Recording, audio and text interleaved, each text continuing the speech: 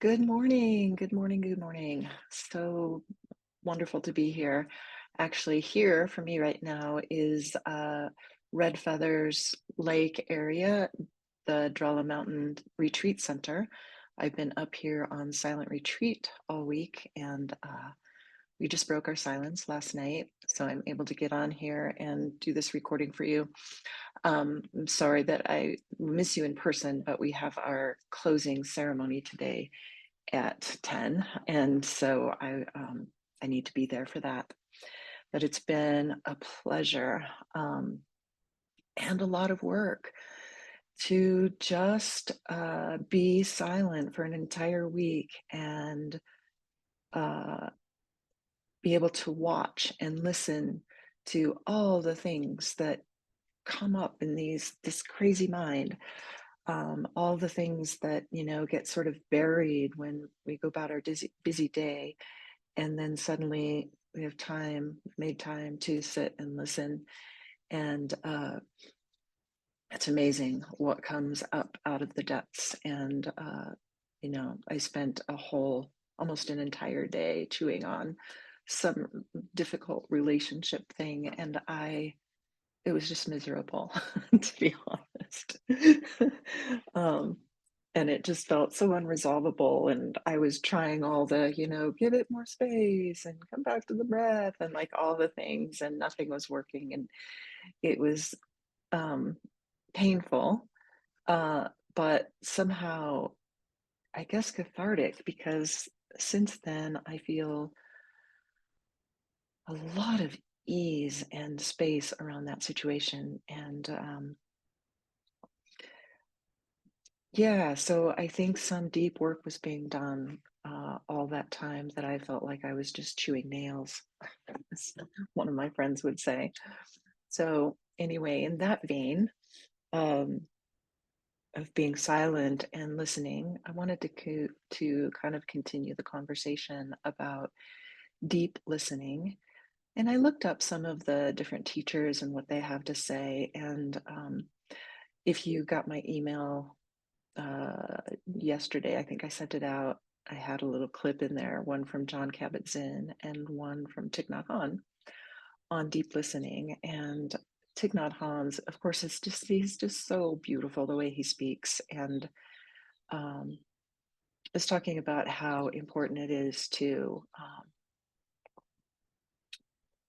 be able to come together with a person. He's speaking specifically of somebody that there may be a conflict going on, and how important it is to come together with that person and say, in his beautiful words, "I'm sorry I've caused you suffering, and please help me understand." Um, basically, it happened out of my own suffering, and I said things that were perhaps unkind and caused you pain. And so please help me understand how I can understand um, what's going on with you. And excuse me. And he talks about how important it is at that point to set aside our own agenda. And so our own opinion about what's right or wrong about the situation, and simply make it a practice, like a meditation practice, to be present for that person to say whatever they need to say. And he even says in there, even if they're wrong, even if their perceptions are inaccurate, that's not the time to correct them, but you want to be able to hold the space for their pain and their perspective. And so it's beautifully said, of course, by Thich Nhat Hanh. And I was also, that caused me to think really deeply about how difficult, I would say for myself anyway, almost impossible to do that if I'm not in the right place, if I'm still reacting strongly about what occurred, and I'm very clear in my own sense of self righteousness I'm right and you're wrong, or I'm still triggered emotionally, then that task of deep listening becomes very difficult, if not impossible. So then that led me back to the importance of our own practice, taking the time to sit in meditation um, daily, even if it's only for a minute or two. But somehow that discipline to um, that commitment maybe is a better word. I hate the word discipline personally, but the commitment um, to take some time each day to find that silent place and then just uh,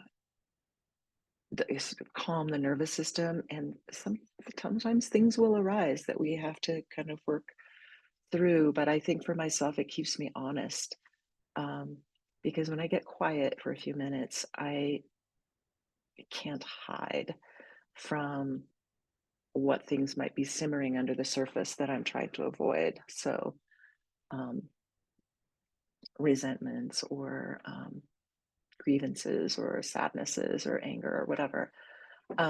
So anyway, so important. And whatever your practice is, whether it's meditation or whether it's meditation with prayer, um, whatever that is, it's so important that we maintain that self-care around it. Um, just like so important that we shower and put on deodorant every day so that we don't, offend unintentionally, create suffering for other people. And so it's the same, like taking care of our inner self as well, so that we lessen the chance of causing harm or misery to other people. And provide some kind of grounding for ourselves to be able to pay attention to our own feelings and thoughts and reactions so that when we're making space for deep listening, if we disagree and there's some trigger there, we can self regulate that a little bit easier. That's the hope, anyway. So, that being said, let's go ahead and move into practice. And so, finding your still place, you can be comfortable for a few minutes of silence with yourself and bringing a bit of awareness to who you are today, who's showing up today, and what do you have going on, perhaps that needs to be tended to. At the same time that you're doing this, just allowing yourself to arrive fully. So, body is in the same place as mind and thoughts. The body gets a chance to settle and find a place that's comfortable yet supported, so you feel a sense of ease but strength at the same time.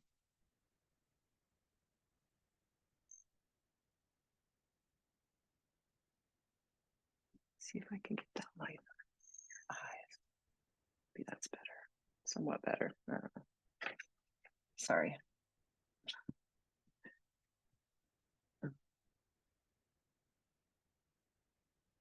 So a sense of ease, a sense of strength, a sense of groundedness, but a sense of rising from the groundedness like a little flower out of the earth, reaching toward the sky. So not stiff and rigid, but just a sense of holding the spine, noticing our strength, the strength of resilience, the strength of softness, the strength of flexibility.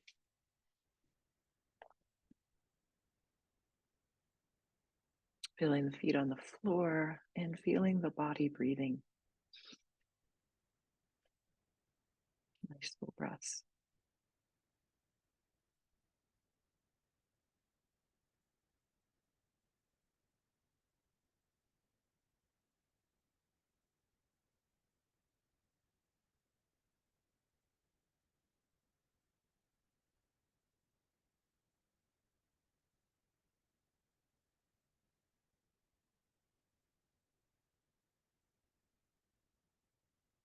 And as you begin to just kind of tune into the subtleties of the body and the sensations that might be happening, maybe some soreness here, a little chilly there.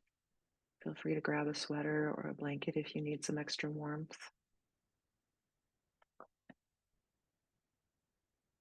Feeling skin on touching clothing, feeling the body's weight on your chair or seat, and notice the body breathing, breathing in and breathing out, and the sensations of your body taking in the breath and then letting go of the breath. Just taking in and letting go, breathing in and breathing out.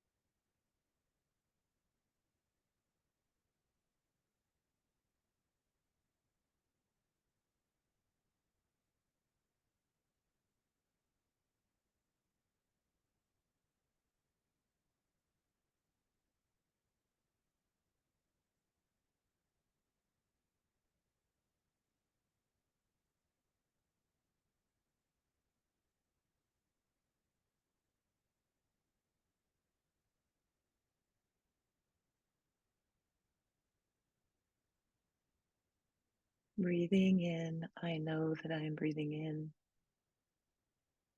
Breathing out, I know that I am breathing out. Breathing in, breathing out.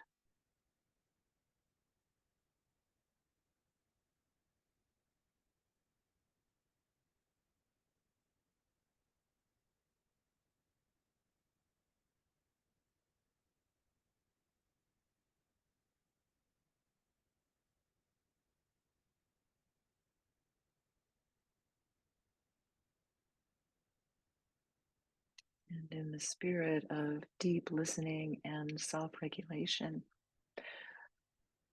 this meditation session will be uh, mostly silent, giving you the opportunity to listen to what comes up.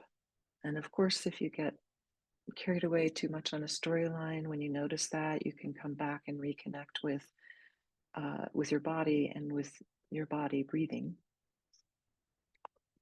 But as things come up, conversations, whatever they might be, um, when you notice, the first thing I'd like to ask you to do or invite you to do is say, I'm listening. I'm listening. And just see what happens for you if instead of just diverting every little wayward thought back to the breath, not being so tight with that, and instead noticing what comes up and then just kind of in your mind nodding, yes, I'm listening. I'm listening. All right, so listening to the still voice within.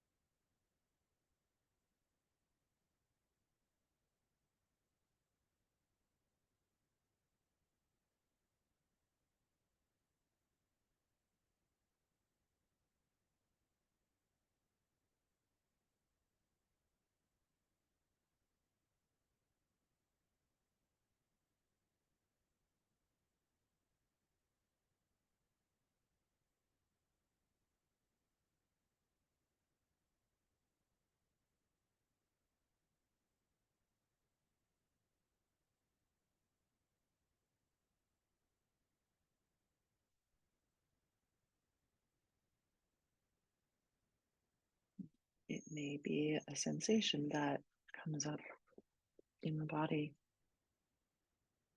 The same thing. I'm listening.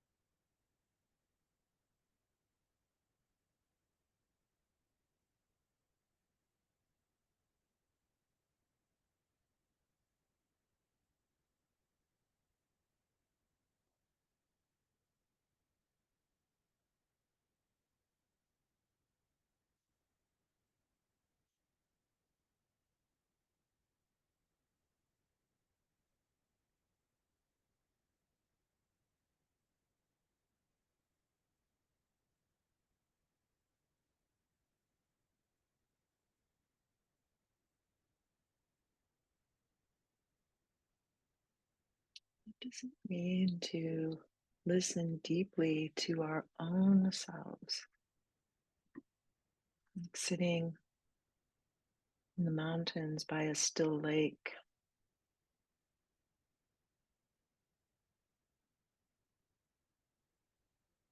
seeing the reflection, our own reflection in the water.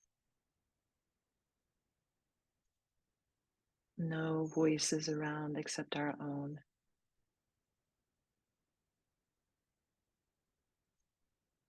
A sense of intimacy and care for our inner self is crucial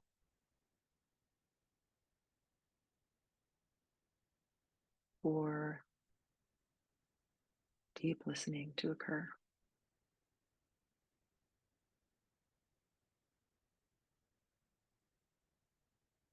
To take the time, to take the care, to listen deeply to our own pain and suffering and joys and sorrows and hopes and dreams.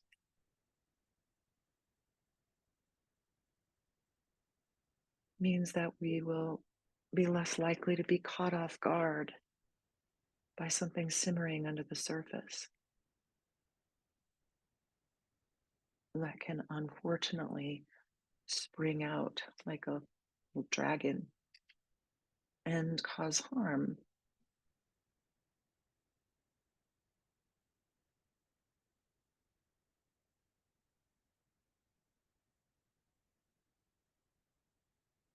In the process of deep listening to another, it's important that we are able to self regulate our own internal dragons.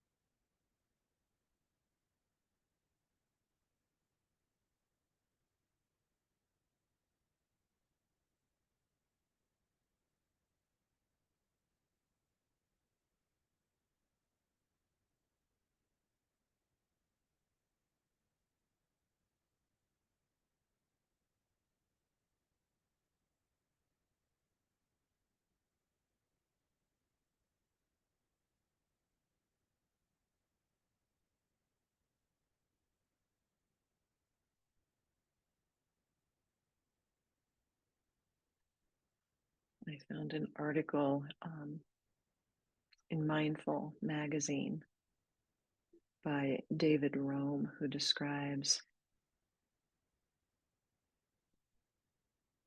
a little bit about deep listening.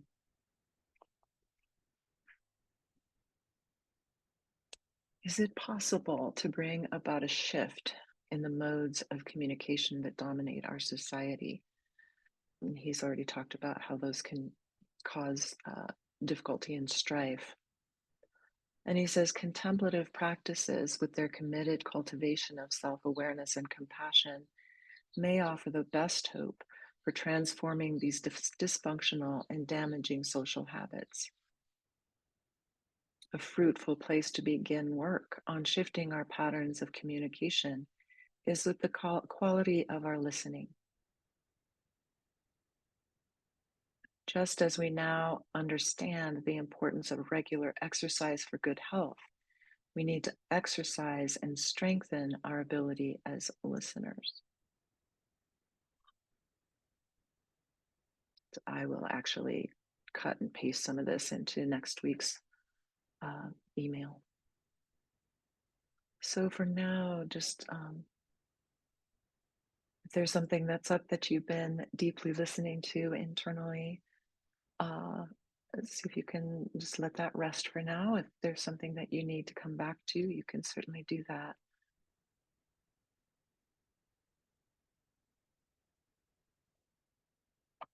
But just transitioning from this meditative space, state of mind, state of being, state of awareness um, to the fact that you're sitting in your home or office or wherever you are,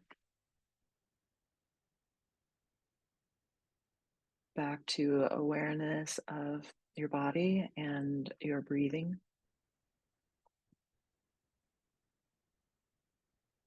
body and breath.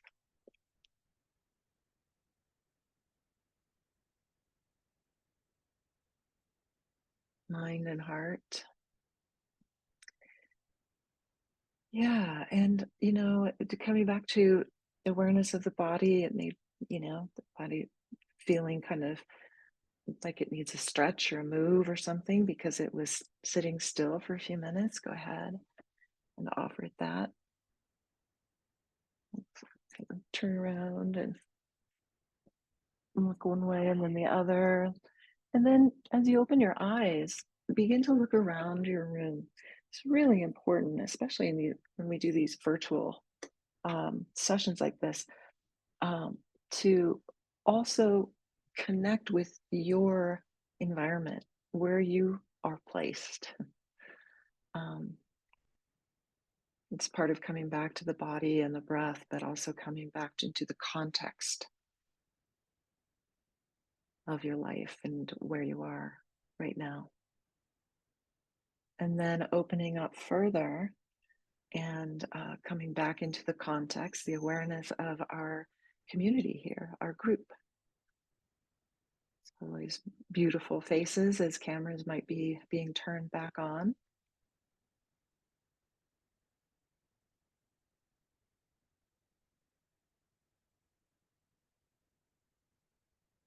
And I hope this was valuable for you to reflect on the importance of self care and listening to ourselves as a means to develop the skills for deep listening with other people and being able to listen really deeply without our own biases and interruptions and opinions about right and wrong, at least for those moments. So just leave you with maybe a little topic for conversation if Amy has time to open that up as I sign off. What do you see is the relationship between your own self care and deep listening to another person? And what are some ways that you can practice deep listening? I mean, we just did one thing, like a little meditation, but there are so many others too. So just be maybe interesting to think about what those might be. If you come up with something that might be really helpful to somebody else who is feeling kind of their mind is blank right now and they can't think of what that might be. So please join in if you have something to share. All right. Well, I look forward to seeing you in person next week, live on Zoom. I think this is the end of my travel for the summer, so I very much look forward to being with you, and I hope you have a wonderful, wonderful weekend and week, and love to hear more about your deep listening. All right. Take care, everyone. Bye bye.